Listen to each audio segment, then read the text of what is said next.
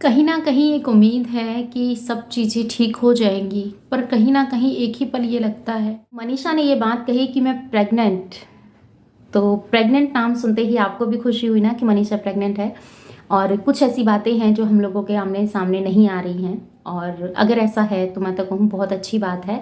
क्योंकि सचिन ने जब अपनी वीडियोज़ अपलोड किया तो उसके ऊपर लिखा कि खुशी माता रानी ने हमारी सुन ली।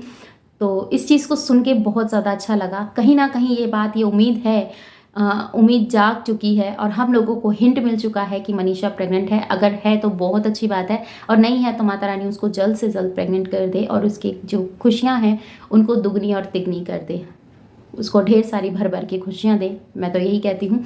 पर अपनी बात है उसको स्टार्ट कर लेते हैं। अभी भी नोक-झोंक बंद नहीं हुई है, तब तक नहीं होगी क्योंकि इनके घर का मैटर है। तो उस मैटर को सुलझाने के लिए देखो आपसी संबंध ही बनाने पड़ते हैं। आपके मेरे कहने से तो कुछ नहीं होने वाला होता है। जेन्युइन वीडियो वो बनाती है, जेन्युइन वीडियो हम बनाते हैं, पर वही चीज़ है ना, लोगों को, कुछ लोगों को वो चीज़ें समझ में आती है और कुछ लोगों को नहीं आती है।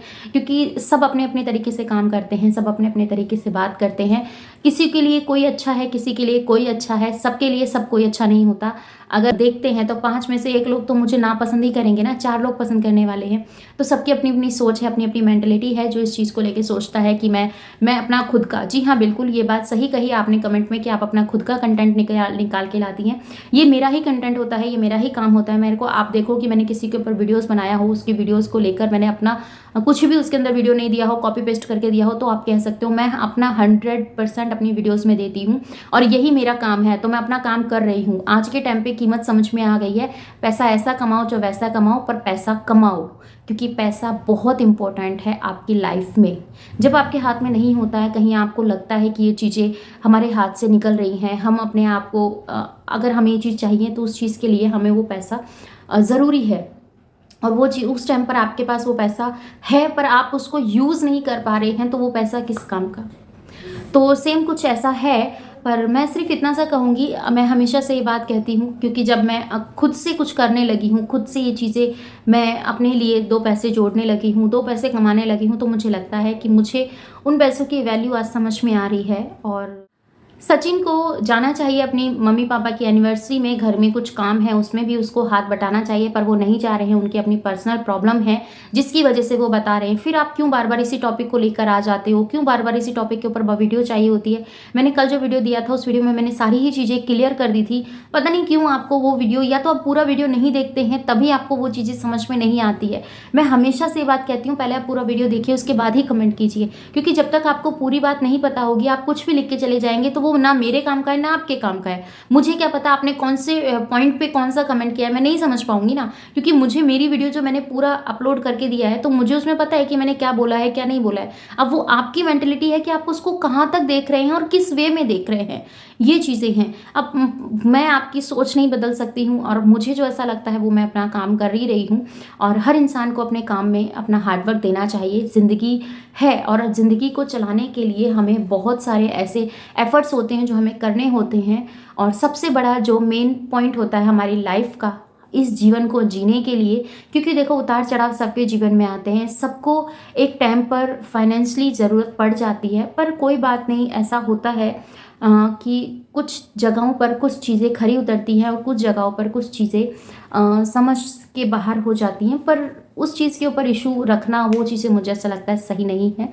अपने-अपने हिसाब से अपनी-अपनी लाइफ़ हर किसी को जीना चाहिए। कुछ मेरे फ़ैसले हैं जो कि मैंने अभी रिसेंटली अपने कुछ ऐसे फ़ैसले लिए हैं जो कि मेरी लाइफ़ के लिए बहुत ही ज़्यादा इम्पोर्टेंट हैं, और मैं उन फ़ैसलों को आगे चलकर आगे कवर करना चाहती हूँ। ऐसा नहीं है कि आज मैंने बोल दिया, कल के लिए छोड़ दिया, ऐसा कुछ नहीं है। सबकी अपनी लाइफ़ है, अपनी-अपनी लाइफ़ के अपनी-अपनी दिनचर्या के हिसाब से लोग अपना काम करते हैं, अपनी बातें करते हैं। और मैक्सिमम लोगों की जितनी भी सोच देखी है मैंने, जितना भी वो चीज़ें देखा है, कि आप भी सचिन मनीषा को देखिए, उसकी जो फैमिली है वो सचिन मनीषा के साथ हमेशा से अच्छे से व्यवहार करना, क्योंकि सचिन की ये चीज़ें हमने देखी है, वो परिवार को साथ लेके चलने में विश्वास रखते हैं। पर परिवार में कुछ ऐसे सदस्य होते हैं जिनको वो जो साथ लेने वाली बात है, वो उनको हज़म नहीं होती है। वो बिछड़े-बिछड़े रहेंगे, तभी लोगों को लगेगा कि ये ठीक है और ये ठीक है। तो लोग अपने घर के हों चाहे बाहर के हों, उन चीज़ों के अंदर इंसान उलझ के रह जाता है। और सचिन मनीषा हमेशा से अपने आप को प्योर और इन सब चीज़ों से दूर रखने की कोशिश करते हैं, जिसमें कि लोग ये भी बोलते हैं जोरू का गुलाम है, अपनी बीवी को सर पे चढ़ा रखा है। बहुत सारे ऐसी बातें हैं जो कि उनको सुननी पड़ती है।